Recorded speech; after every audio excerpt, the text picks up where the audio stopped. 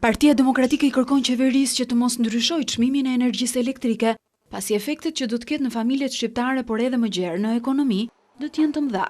Në një takim me kategoritë e shtresave në nevojë, kreu demokrat Lulzim Basha bëri një sugjerim konkret ndaj qeverisë. Mos rris në asnjë mënyrë çmimin e energjisë.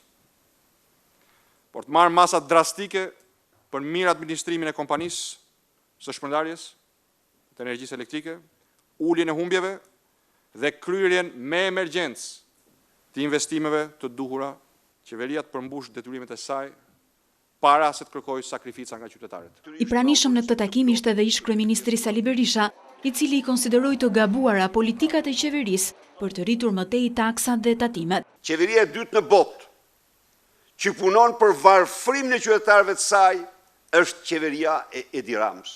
Çfarë bëri? E zhyti vendin në recesion. Qeveria ka paralajmëruar se do të heqë fashën mbrojtëse prej 300 kWh të energjisë elektrike për të ofruar një çmim unik për të gjithë abonentët. Paralelisht me këtë paralajmërim, qeveria ka premtuar se do të kompensojë shtresat në nevojë që do të preken, por ende nuk është zyrtarizuar as masa e kompensimit dhe as çmimi i ri i energjisë.